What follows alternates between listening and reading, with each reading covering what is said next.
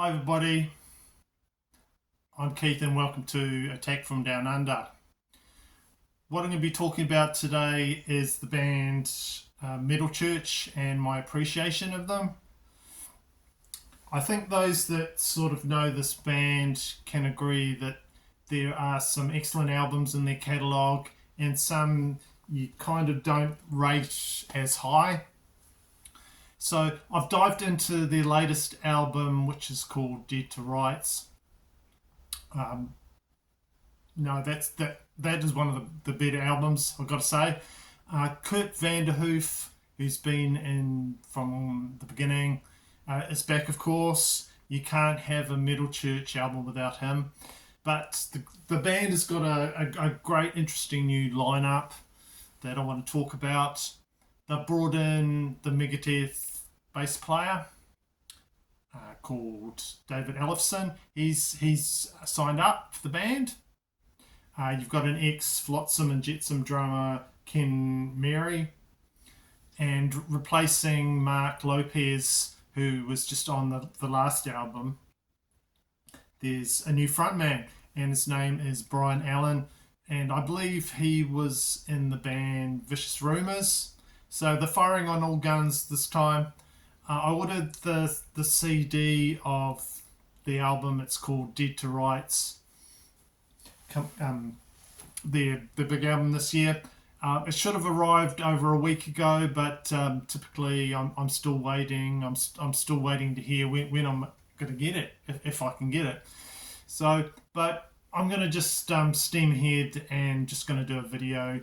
I've listened to the album multiple times, but I just don't have a physical product that I can show you right now.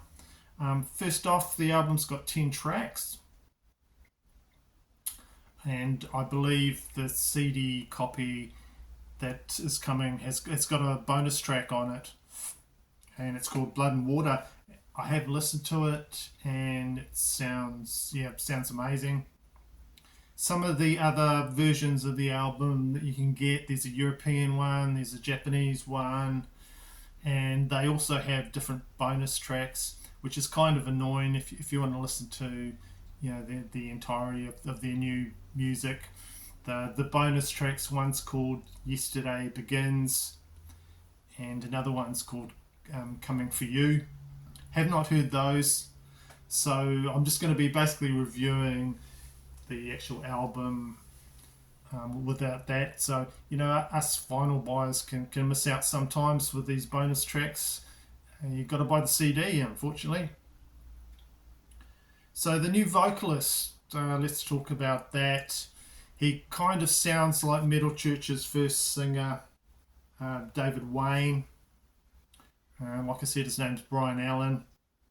So I just love straight off. I love that. He's all over the vocals. He's snarling and got a great delivery that I really enjoy, and just a good start on the first song, which is Brainwash Game. I watched the video of that. He looks great in that. He's got his eyes, rolling, but he carrying on that video for that first song on the album. Next song is called FAFO. So F off's in there somewhere. I don't like that song quite as much. For me, this new album, it's all about the middle section. There's a really excellent middle section in there of songs, a great collection of songs. So it really improves things through the album right to the end of the CD. There's a song called Deep Cover Shakedown. It's great. And then Feet to the Fire, one of my favourites on the album, got to be excellent. And The Show and Heaven Knows. So it just builds up to a great finish with Wasted Time and My Wrath. But depending on the album version you've got, those songs finish at the end. Like there's some different bonus tracks and what have you. But all the choruses I think work very well for me. I like them. Pretty melodic, and the just great thunderous riffs. that really hit hard. Just keep things moving, keep things energetic. Doesn't put me to sleep or anything like that. So I really do hope this lineup just continues for future albums, because they've just hit on a really good lineup. The actual title song, "Dead to Rights," is outstanding. One of my favourite songs. I'll probably listen to the last couple of weeks. The title song of the album, "Dead to Rights." So I'll be excited when that finally arrives at my house. So just going on to talk more Metal Church, the last album, Congregation of Annihilation from 2023, I thought was better than some Mike Howe albums. Rest in peace, Mike Howe. He's a vocalist. Sadly passed away. They got rid of Mark Lopez after just that one album, Congregation of Annihilation, and him doing vocals. I guess the album did not work as well as they'd hoped. He kind of shrieks on a lot of the tracks. Can become a bit sort of wearing on you over the whole entirety of the album. But I didn't mind it as much because I appreciate listening to different kind of crazy over the top vocals. My metal journey started with John Oliver on early Sabotage, and I love that stuff to this day. So I had no problem with if you want to go OTT. So some of my favourite Metal Church albums, I'll just quickly show you. I'll show you tell you what, I'll show you the next four and talk about them a little bit before I let you go.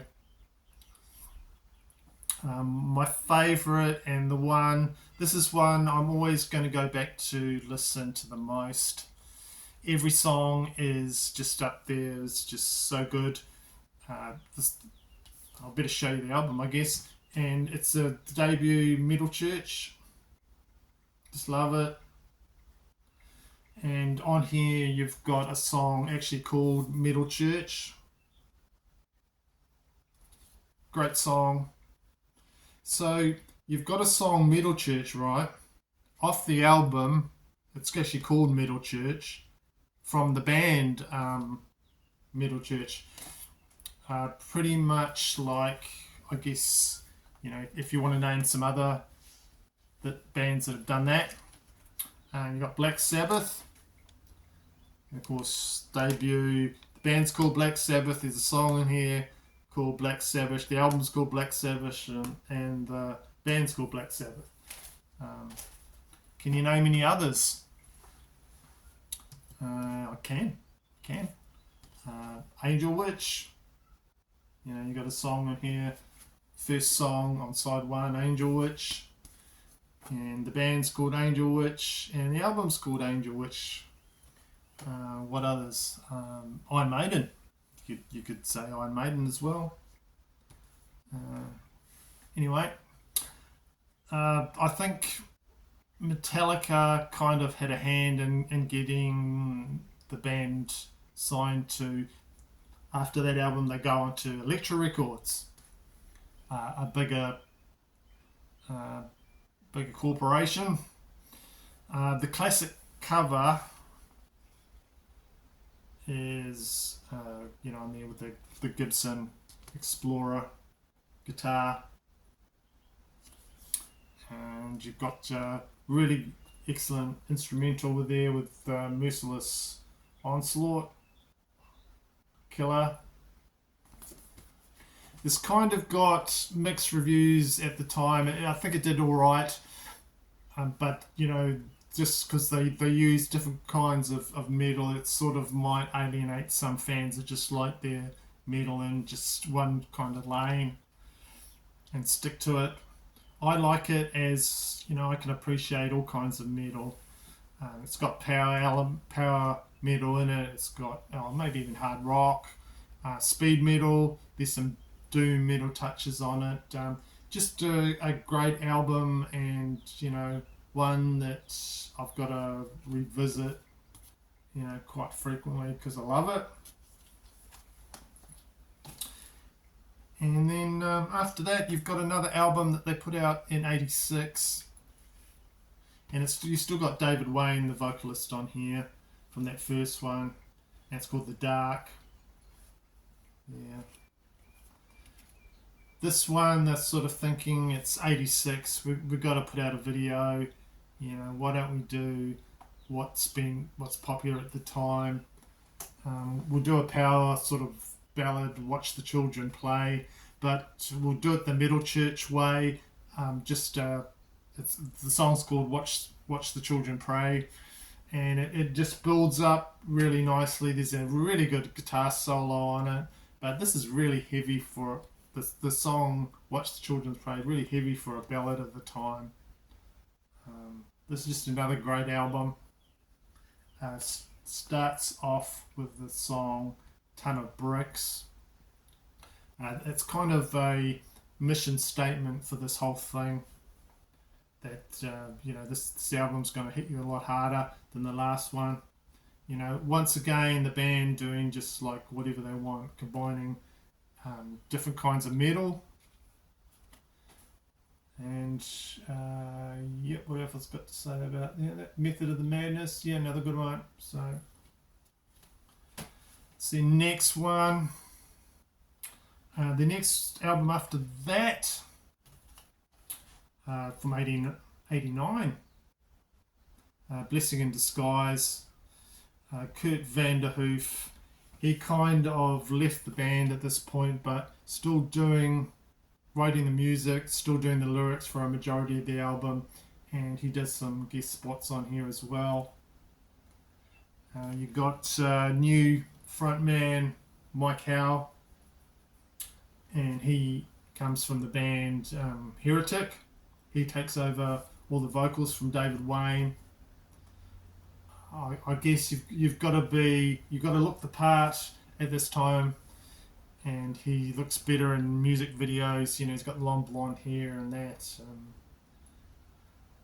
and they're trying to just go for a more commercial album here. And they're trying to be more appealing. I don't know about this cover shot there. There could be any kind of band there. It just looks a bit sort of generic. But still got great songs, still got great guitar, and the songwriting's solid because you still got Kurt. Fake Healer, now that's a good one. There's a longer song, one of the longer songs, Anthem to the Estranged. I really do like that song as well. That's one of my favourites on that album. Your first Mike Howe album there.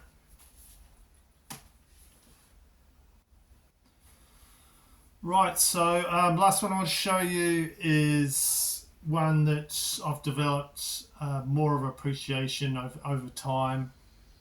One that I've picked up, and it's a grower. It's one called a grower. There we go. It's called Metal Church, The Human Factor. I'll try to get the thing out without ripping it. There we go. So you can see better. That's the cover there, The Human Factor. Came out in 1991.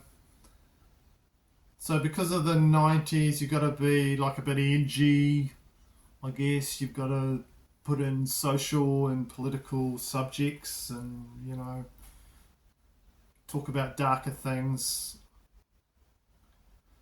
And they do it in here. There's a song, Date with Poverty. We've all been there. We've all got, with no money. He hasn't even got enough money to be pay attention. He says on there, stupid joke on the song. And but yeah, interesting thing about the title song, which is the Human Factor. If you read the lyrics, they resonate a little bit now, because he says I just can't believe my ears. Some music out these days. The human factor has diminished in so many ways. which is sort of what we're struggling with. You can, I don't know how it works because I'm not very technically minded. You've got algorithms, you've got AI, and you can, excuse me, you can put together a song. But back then he's talking about people just sampling songs and not really having the musicianship to do it themselves. But it's got even worse. You guess you could say since then, 1991. So yeah, Human Factor. That's album that it's getting up there with me. It's going up my list of ranking my top Metal Church albums. That's the CD there. Another ballad on there, In Harm's Way, is pretty good listen as well.